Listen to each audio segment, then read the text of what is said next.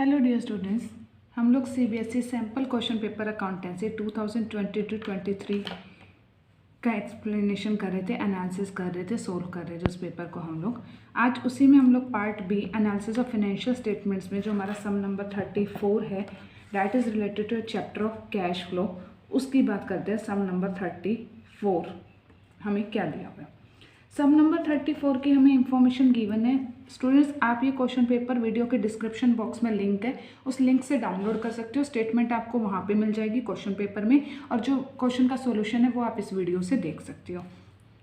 Question is read the following hypothetical text and answer the given question on the basis of the same. Okay, आपको एक case study type से ये question दिया हुआ है। Aashna, an alumnus of CBSE school, initiated her startup Smart Pay in 2015। एक student है, उसका नेम आशना है, वो सीबीएसई स्कूल से पास आउट है स्टूडेंट। तो उसने अपना एक नया स्टार्टअप स्मार्ट पे के नेम से 2015 में स्टार्ट किया है। Smart pay is a service platform that processes payment by UPI and POS, point of sale. तो आपका जो स्मार्ट पे है वो एक सर्विस प्लेटफॉर्म है जिसके थ्रू आप क्या कर सकते हो, यूपीआई और पीओएस के थ्रू क्या कर सकते हो, पॉइंट ऑफ सेल के थ्रू ट्रांजेक्शन प्रोसेस कर सकती हो। एंड प्रोवाइड्स क्रेडिट और लोन्स टू देयर क्लाइंट्स को लोन्स वगैरह भी प्रोवाइड करते हैं। ड्यूरिंग द ईयर 2021-22 स्मार्ट पे issued bonus shares in the ratio 5:1। 5:1 का मतलब है जिसके पास पहले से 5 शेयर्स हैं उसको एक शेयर एक्स्ट्रा मिलेगा उस 5 पे एज बोनस। ये जो स्मार्ट पे कंपनी है ये क्या कर रही है, ये बोनस को शेयर्स की फॉर्म में दे रही है कि वो शेयर होल्डर जिसके पास ऑलरेडी 5 शेयर्स है तो आप उसको 1 शेयर क्या करोगे पर 5 शेयर्स। अगर सपोज किसी के पास 2 शेयर्स है, सपोज 10 शेयर्स हैं तो 10 शेयर्स पे 5 के 2 बनेंगे, 5 2 10, तो आप 2 शेयर्स उसको क्या दोगे as a bonus. Fully paid का मतलब होता है कि वो जो पर्सन है जिसको आप शेयर्स दे रहे हो उसको आप फ्री में दोगे और अपनी तरफ से पैसे पे करोगे। तो वो कह रहा है आप कैपिटलाइज कर रहे हो अपने रिजर्व्स को, मतलब जो आपने रिजर्व्स बना के रखे हुए अभी तक वहां से आप उस पैसों को क्या कर रहे हो, पूरा कर रहे हो। मतलब कंपनी कहाँ से देगी उसके पैसे, तो वो कहता है वो रिजर्व्स में से क्या करेगी, उन पैसों का यूज करेगी बोनस शेयर्स इशू करने के लिए। The profits of SmartPay in the year 2021-22 after all appropriations, सभी appropriations करने के बाद का profit आपको given है, that is 7,50,000. This profit was arrived after taking into consideration the following items. कुछ items आपको given है, उसके बाद additional information आपको given है। अब आपको फिर नीचे कुछ और इन्फॉर्मेशन भी गिवन है और आपसे 5 थिंग्स की कैलकुलेशन इसने पूछी है। तो पहले हम फर्स्ट वन की करते हैं। ये जो हमें गिवन है इन्फॉर्मेशन में, इसकी जहाँ जहाँ जिस चीज़ की रिक्वायरमेंट होगी वहाँ मैं इसको क्या कर लूँगी, सोल्व कर लूँगी। तो फर्स्ट थिंग में मुझसे पूछ रहे हैं calculate net profit before tax and extraordinary items. Okay, तो आपको कैलकुलेट करना है net profit before tax and extraordinary items. Extra ordinary वो आइटम्स होती हैं जो हमारे बिजनेस की नहीं होती। Extra ordinary item like loss by fire, loss by theft, इस टाइप से। तो पहली चीज़ इसने मुझसे पूछी है net profit before tax and extraordinary items कैसे कैलकुलेट होगा। तो नेट प्रॉफिट बिफोर टैक्स की अगर मैं बात करूँ तो जो प्रॉफिट मुझे गिवन है इस क्वेश्चन में और वो आफ्टर एप्रोप्रिएशन है, तो पहले तो मैं उसमें उसकी एप्रोप्रिएशन क्या कर दूंगी, ऐड कर दूंगी। तो अगर मैं बात करूँ तो नेट प्रॉफिट आफ्टर एप्रोप्रिएशन जो मुझे गिवन है, net profit after appropriations, it is given to me, it is 7,50,000। ये तो हो गया मेरा प्रॉफिट। उसके बाद एप्रोप्रिएशंस कौन कौन सी हम ऐड करते हैं, तो वो कुछ एप्रोप्रिएशंस मुझे गिवन है। इंटरिम डिविडेंड, तो इंटरिम डिविडेंड को हम क्या करते हैं, ऐड करते हैं। और इंटरिम डिविडेंड आपका आउटफ्लो होगा, लेकिन कौन सी एक्टिविटी में होगा, ये आपकी फाइनेंसिंग एक्टिविटी में होगा। तो अभी तो मुझे नेट प्रॉफिट बिफोर टैक्स निकालना है, तो जो एप्रोप्रिएशंस मैंने किए वो मैं ऐड कर दूंगी। इंटरिम डिविडेंड मेरा कितने का, 90,000 रुपीज़ का, तो 90,000 आपके क्या हो जाएंगे, प्लस हो जाएंगे। After this we are having depreciation on machinery. तो डेप्रिशिएशन ऑन मशीनरी मेरी एक्स्ट्रा ऑर्डिनरी आइटम में नहीं आता, वो नॉन ऑपरेटिंग में आता है और उसकी एडजस्टमेंट अभी नहीं होगी, उसको हम छोड़ देंगे।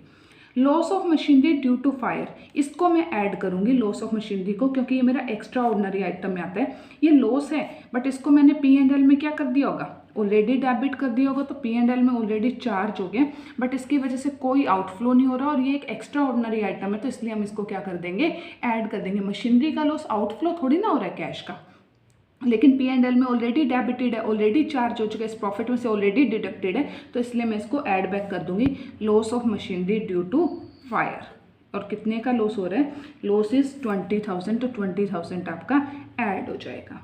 Insurance claim received for loss of machinery due to fire, ये क्लेम आपको रिसीव हो रहा है बट ये आपका इन्वेस्टिंग एक्टिविटी में जाएगा, क्योंकि मशीनरी आपकी फिक्स्ड एसेट है और फिक्स्ड एसेट से इन्वेस्टिंग एक्टिविटीज डील करती है। और net profit before tax and extraordinary item तो ऑपरेटिंग एक्टिविटी में आता है। तो ये जो आपको रिसीव हुआ इंश्योरेंस क्लेम, ये आपका कौन सी एक्टिविटी का पार्ट है, ये इन्वेस्टिंग एक्टिविटी में एज अ इनफ्लो आएगा, तो यहाँ आपको शो नहीं करना, बट आप यहाँ क्रेडिट कर चुके हो, इस प्रॉफिट में ऑलरेडी एडेड है, तो मुझे क्या करना होगा, डिडक्ट करना होगा। एंड द अमाउंट इज 10,000, तो 10,000 मैं क्या कर दूंगी, डिडक्ट कर दूंगी, मैंने ब्रैकेट्स में लिख दिया।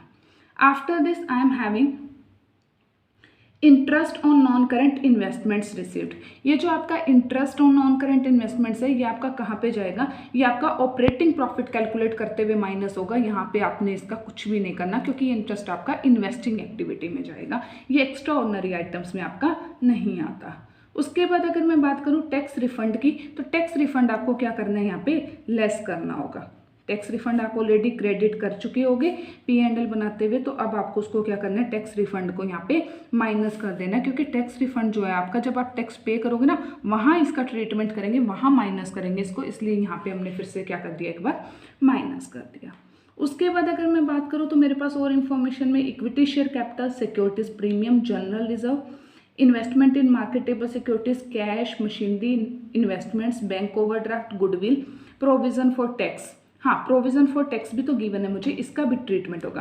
करंट ईयर का जो प्रोविजन फॉर टैक्स होता है वो आपका क्या हो जाता है, ऐड हो जाता है, वो भी आपकी क्या होती है, एप्रोप्रिएशन होती है, तो ये आपका क्या हो जाएगा, ऐड हो जाएगा provision for tax.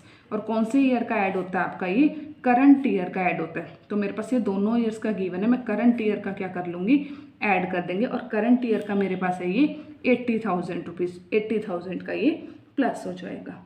After this goodwill purchase given है, परपोज डिविडेंड भी गिवन है, तो परपोज डिविडेंड भी आप क्या करते हो, ऐड करते हो। और परपोज डिविडेंड आप प्रीवियस ईयर का ऐड करते हो, करंट ईयर का ऐड नहीं करते, क्योंकि करंट ईयर का तो नेक्स्ट ईयर में जाके पे होता है, इसीलिए। तो परपोज डिविडेंड आप क्या कर दोगे, कौन से ईयर का ऐड करते हैं हम, प्रीवियस ईयर का। और प्रीवियस ईयर के परपोज डिविडेंड की अगर मैं बात करूँ तो it is given to me 1,60,000। आप क्वेश्चन रीड करोगे जब स्टेटमेंट, तो आपको क्लियर हो जाएगा कि कहाँ से ये इन्फॉर्मेशन आ रही है। Each and everything is given in your question very clearly. 1,60,000 done, और तो मुझे इसमें से कुछ भी नहीं करना। I have done almost each and everything. Now I have to make the calculations. Let me make the calculation. 750 and 90, 840, 840 plus 20, 860, minus 10, 850, minus 20, 830, 830 and 80, 9, 10, 9, 10 and 160, 9, 10 and 160, it will be 9, 10, 10, 10, 1070. 10,70,000 will be your answer for your first part, net profit before tax and extraordinary items. It will be 10,70,000. After this, I am having second part.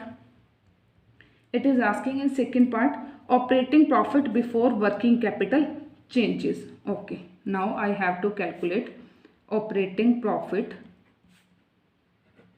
before working capital changes. और याद हो आपको, तो ये दोनों चीज़ें आप कौन सी एक्टिविटी में निकालते हो, ये आप ऑपरेटिंग एक्टिविटी में निकालते हो। Net profit before tax and extraordinary items, and then second step is in your operating activities, operating profit before working capital changes. तो अब इसमें मैं कैसे स्टार्ट करूँगी, तो सबसे पहले तो मैं स्टार्ट करूँगी इसको किससे, net profit before tax and extraordinary items.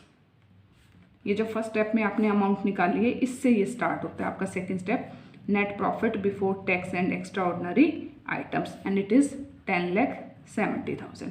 अब आप इसमें एडजस्टमेंट्स करोगे नॉन कैश और नॉन ऑपरेटिंग आइटम्स की। तो सबसे पहले मुझे क्या गिवन है, इंटरिम डिविडेंड की हो चुकी डेप्रिसिएशन, उसको आप क्या कर दोगे, ऐड कर दोगे, क्योंकि डेप्रिसिएशन आपका नॉन कैश एक्सपेंस होता है। डेप्रिसिएशन की अमाउंट आप किसी को पे नहीं करते, आउटसाइड पार्टीज को हम कभी भी पे नहीं करते, तो डेप्रिसिएशन ऑफ मशीनरी आपका क्या हो जाएगा, इसमें ऐड हो जाएगा, एंड इट इज़ योर्स 40,000। तो 40,000 आप क्या कर दोगे, प्लस कर दोगे। After this I am having insurance claim, loss of machinery that I have already done, interest on non current investments received, उसको आप लेस करोगे क्योंकि वो आपने इस प्रॉफिट में ऑलरेडी ऐड किया हुआ है, लेकिन वो आपका कौन सी एक्टिविटी का पार्ट है, नॉन करेंट इन्वेस्टमेंट्स आपकी इन्वेस्टिंग एक्टिविटी का पार्ट है। तो जो आपने ऐड कर दिया interest on non current investments, उसको आप क्या करोगे, माइनस कर दोगे यहाँ पे, और वो मेरे पास कितना गिवन है, इट इज़ 30,000। तो 30,000 आप क्या कर दोगे, यहाँ पे डिडक्ट कर दोगे। After this tax refund I have done, equity share capital, securities premium, general reserve, investment in marketable securities, cash in hand, machinery, 10% non current investments, bank overdraft, ये कुछ भी रिलेट नहीं करता, ये आपका इन्वेस्टिंग या फाइनेंसिंग एक्टिविटी से deal करता है सब कुछ। गुडविल, गुडविल का आपको देखना है, देखो गुडविल आपको गिवन है लास्ट ईयर इट वाज 80,000 और करंट ईयर में 30, तो 80 से 30 होगी गुडविल, मीन्स 50,000 की आपने राइट ऑफ कर दी। और गुडविल की एक एडिशनल इंफॉर्मेशन गिवन है, goodwill purchase during the year. तो देखो आप खुद से सोचो, 80,000 की गुडविल आपके पास स्टार्टिंग में है, ठीक है, देखो 80 की गुडविल स्टार्टिंग में थी, फिर आपने परचेज कितने की कर ली, 20 की, तो इसके अकॉर्डिंग तो 80 + 20 1 लाख की गुडविल होनी चाहिए ईयर एंड पे, जो आपका करंट ईयर एंड हो रहा है। बट उस दिन आपके पास गुडविल है कितने की, 30 की, तो ऑब्वियस ही बात है आपने गुडविल की सेल नहीं की तो गुडविल राइट ऑफ की होगी, और गुडविल राइट ऑफ करना नॉन कैश एक्सपेंस है। 80 + 20 1 लाख, और 1 लाख से गुडविल बच कितनी रही है, 30 की, तो माइनस कर देंगे तो 70,000, मतलब आपने राइट ऑफ ही किया, और कहाँ गई हमारी गुडविल, तो वो क्या हो जाएगी आपकी गुडविल रिटर्न ऑफ। तो उसको हम क्या करते हैं, ऐड करते हैं goodwill return of. Goodwill return of का कभी भी आपका कैश एक्सपेंस नहीं होता, तो आपने कितने की गुडविल राइट ऑफ की है, 70,000, वो आपके क्या हो जाएंगे plus this I have done 1070 + 40 1110 - 30 1080 + 70 it will be 1150 11,50,000 will be your operating profit before working capital changes. 11,50,000 आपका क्या हो गया, operating profit before working capital changes, 11,50,000 आपका हो जाएगा। Okay, after this I am having third part let's see क्या पूछा है मुझसे। It is asking about in the third part cash flow from investing activities. Okay, cash flow from investing activities, investing activities से कितना cash flow हो रहा है। तो अब हम किसकी बात करेंगे, फिक्स्ड एसेट्स की। तो सबसे पहले हमारे पास देखें तो क्या गिवन है हमें, we are having insurance claim, जो मशीनरी का हमारा लॉस हुआ था उससे मुझे इंश्योरेंस क्लेम रिसीव हुए, वो इनफ्लो होगा, तो insurance claim for loss of machinery. Loss को माइनस नहीं करना यहाँ पे, याद रखना, क्योंकि लॉस तो आपका क्या है, नॉन कैश है, लॉस में कैश थोड़ी ना इन्वॉल्व हो रहा है आपका, लेकिन इंश्योरेंस क्लेम तो आपका इनफ्लो हो रहा है, तो प्लस करोगे आप, कितना इनफ्लो हो रहा है आपके पास, it is 10,000। After this I am having interest, जो नॉन करेंट इन्वेस्टमेंट्स पे आपको इंटरेस्ट मिला वो भी आपका क्या होगा, प्लस होगा, क्योंकि वो भी आपका क्या है, इनफ्लो है, कैश आपके बिजनेस में आएगा। Interest on non current investments and I am receiving the interest amount of ₹30,000 मुझे इंटरेस्ट मिल रहा है, वो मेरा क्या हो जाएगा, प्लस हो जाएगा। Okay, after this I am having 10% non current investment और मशीनरी, दो एसेट्स मेरे पास है। नॉन करेंट इन्वेस्टमेंट्स की अगर मैं बात करूँ, previous year it was 3 lakh, current year it is 4 lakh, तो मैंने 1 लाख की क्या की होगी, परचेज की होगी इन्वेस्टमेंट्स, तो परचेज ऑफ इन्वेस्टमेंट आपका माइनस करेंगे हम, क्यों, क्योंकि आपका क्या हो रहा है, आउटफ्लो हो रहा है, कैश तो आपका चला जाएगा ना अगर आप इन्वेस्टमेंट्स परचेज करोगे। Purchase of 10% non current investments, 1 lakh की आपने परचेज किया, तो 1 लाख से आपका क्या हो जाएगा, ये माइनस हो जाएगा, ब्रैकेट्स में डाल देंगे नेगेटिव। मशीनरी की अगर मैं बात करूँ तो मशीनरी 2 लाख से 3 लाख होगी, तो 1 लाख की तो ये परचेज होगी, लेकिन अगर आप ध्यान दो 2 लाख की आपकी मशीनरी थी ओपनिंग, उसके बाद 40 का आपने डेप्रिसिएशन लगा दिया, तो 40 से तो रिड्यूस होनी चाहिए मशीनरी, तो 160 की बचनी चाहिए, और 20,000 की मशीनरी का आपको लॉस भी हो गया, तो -20 की ओर, 2 लाख - 40 160 -20 140, मशीन क्लोजिंग मशीनरी तो 140 की बचनी चाहिए इसके अकॉर्डिंग तो, लेकिन मेरे पास क्लोजिंग मशीनरी कितने की है, 3 लाख की, तो इट मीन्स मैंने 3 लाख माइनस 140, कितना गैप है 160, तो 160 की मशीन मैंने क्या की होगी, परचेज की होगी, और तो कहीं से आ ही नहीं सकती मशीनरी, तो 160 की परचेज को आप क्या दिखाओगे, as a outflow, purchase of machinery. कैसे निकाली मैंने, ओपनिंग मेरे पास 2 लाख की मशीनरी थी, 40 का डेप्रिसिएशन लग गया, 20 की लॉस होगी, उस अकॉर्डिंग तो 140 की बचनी चाहिए, लेकिन है 3 लाख की, तो मैंने क्या लिया, 3 लाख माइनस 140, इट मीन्स 160 की मैंने न्यू मशीनरी क्या की होगी, परचेज की होगी, तो 160 एज अ आउटफ्लो शो होगा, ब्रैकेट्स। अब ओवरऑल देखो, 260 नेगेटिव, 30 प्लस 10 40 पॉजिटिव, 260 माइनस 40, तो आपके पास कितना आ गया 2,20,000, और ये क्या आ गया आपके पास नेगेटिव, तो आप क्या बोलोगे, नेट कैश यूज्ड, आपका क्या हुआ, यूज्ड हुआ किसमें, in investing activities, investing activities में आपका नेट कैश क्या हो गया, यूज हो गया। Okay, this is the answer of your third part. After this I am having the fourth part of this statement. Fourth part is asking me about the cash flow from financing activities. Okay, cash flow from financing activities. तो financing activities की बात कर लेते हैं। Financing activities में equity share capital 10 lakh से कितनी हो गई, 12 लाख, 2 लाख का इंक्रीमेंट हो गया, बट आपने वो बोनस शेयर्स भी तो दिए हैं 5 शेयर्स पे 1, ठीक है, तो अगर मैं बात करूं 10 लाख के ऊपर, तो 10 लाख को 5 से डिवाइड करेंगे कितने आएंगे, 2 लाख, और 2 लाख इंटू 1 2 लाख, मतलब 10 लाख पे आपने 2 लाख शेयर्स दिए, 10 से 2 प्लस हो गए तो 12, तो इट मीन्स जो आपकी शेयर कैपिटल का इंक्रीज है वो इनफ्लो या आउटफ्लो किसी में भी नहीं आएगा। द रीज़न इज कि वो तो आपने बोनस शेयर्स दिए और वो आपने फ्री इशू किए हैं, मतलब फुल्ली पेड आपने इशू किया, उसकी पेमेंट आपको कुछ भी रिसीव नहीं होगी, तो इसके बारे में आपको कोई भी इनफ्लो शो नहीं करना।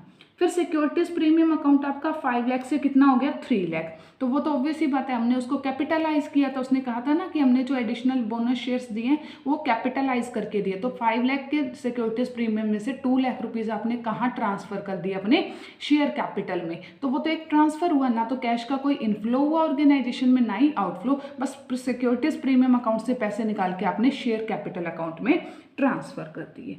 जनरल रिजर्व 150 का 150 एज इट इज है।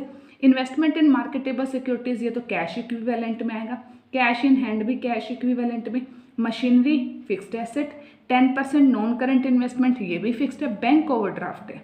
बैंक ओवरड्राफ्ट की अगर मैं बात करूँ तो बैंक ओवरड्राफ्ट आपका last year it was for 2 lakh, in current year it is 250, तो आपका क्या हो गया, इनफ्लो, तो cash flow from bank overdraft, तो वो आपका क्या होगा, इनफ्लो हो गया कितने का, 50,000 का, cash flow from bank overdraft, आपने बैंक ओवरड्राफ्ट ले लिया, last year it was for 2 lakh, current year 250, तो 50,000 का inflow. Goodwill we have done, provision for tax we have done. उसके बाद आपको प्रपोज डिविडेंड गिवन है, तो प्रपोज डिविडेंड तो आपका क्या होता है, आउटफ्लो, आप डिविडेंड पे करोगे, तो प्रीवियस ईयर का प्रपोज डिविडेंड आपका क्या होगा, एज अ आउटफ्लो जाएगा, तो propose dividend for 2021 and it is 1,60,000, तो ये आपका क्या हो जाएगा, आउटफ्लो हो जाएगा। फिर आपको इंटरिम डिविडेंड भी पे किया हुआ है आपने, तो वो भी आपका क्या होगा, आउटफ्लो हो जाएगा। इंटरिम डिविडेंड की अगर मैं बात करूँ तो वो कितना है मेरे पास, इट इज़ 90,000, तो 90 भी आपका क्या होगा, आउटफ्लो होगा। Then we are having tax refund, insurance claim, loss of machinery, इसमें से तो मेरा कुछ भी नहीं आएगा, goodwill and each, okay done. तो मेरा final answer 160 plus 90 250, 250 minus 50 plus, तो 2 लाख क्या हो गया आपका, माइनस का नेगेटिव हो जाएगा, आंसर क्या आएगा आपका, cash used in financing activities, ये आपका कैश क्या हो गया, यूज्ड हो गया किसमें, फाइनेंसिंग एक्टिविटीज़ में। इस क्वेश्चन में सीबीएसई ने आपसे सभी एक्टिविटीज़ भी पूछ ली और आपको 6 मार्क्स ही मिल रही हैं इतनी सारी एक्टिविटीज़ करने के बाद भी। Last point of this question is 5th, calculate closing cash and cash equivalents. Okay, closing cash and cash equivalents calculate करना, कर लेते हैं। क्लोजिंग मतलब ईयर के एंड में, करंट ईयर के, कैश कितना है करंट ईयर के एंड में, it is given to me cash in hand, it is 2 lakh rupees. Okay, after this we have investment in marketable securities, that is your cash equivalent, investment in marketable securities, and the investment is current year की लेंगे यहाँ. Investment is 1,50,000, 150, 2 lakh plus 150, it is 350. और तो कुछ नहीं आता इसमें. Short term investments आती हैं, करंट इन्वेस्टमेंट्स वगैरह, बट वो हमें गिवन नहीं है. तो यहाँ आपका ये सॉल्यूशन कंप्लीट होता है. 5 parts we were having in this question. First one was related to your calculation of net profit before tax and extraordinary items. Second one was related to your calculation of operating profit before working capital changes. Third one was your investing activities related. Fourth one related to financing activities, and last cash and cash equivalents. Students, if you are having any doubt, any query regarding this question, you can ask me in the comment section, and you can give your own suggestions in the comment section. Thank you, students.